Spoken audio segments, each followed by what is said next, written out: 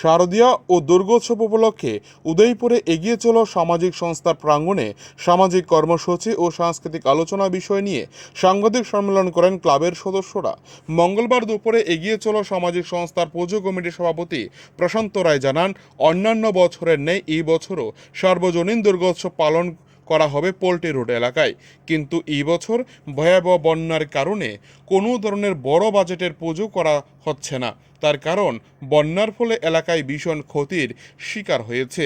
এলাকাবাসীদের সাহায্যে যে চাঁদা তোলা হবে তার থেকে রাজ্যের মুখ্যমন্ত্রীর ত্রাণ তহবিলে আর্থিকভাবে সাহায্য করা হবে বলে জানান ক্লাবের কর্তৃপক্ষরা। সেই সাথে পুজোর 3 দিন থাকবে নানা সাংস্কৃতিক অনুষ্ঠান।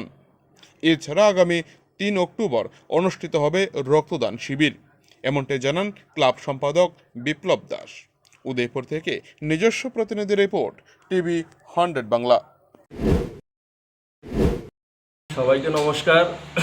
আমাদের এগিয়ে চলো সামাজিক সংস্থা ক্লাবের উদ্যোগে শারদীয় দুর্গা উৎসবে আমরা একটা আয়োজন করেছি এবং আমাদের যে বিগত যে বন্যা কবলিত এলাকায় এবং আমাদের এরিয়ারও অনেক অংশ বন্যা কবলিত অনেক এলাকায় ক্ষতিগ্রস্ত হয়েছে এবং সারা ত্রিপুরা রাজ্যে তৎসঙ্গে সারা ত্রিপুরা রাজ্যে কিছু না কিছু অংশ ক্ষতিগ্রস্ত হয়েছে। সবাই কিছু না কিছু মুখ্যমন্ত্রীর ত্রাণ তহবিলে দান করছেন।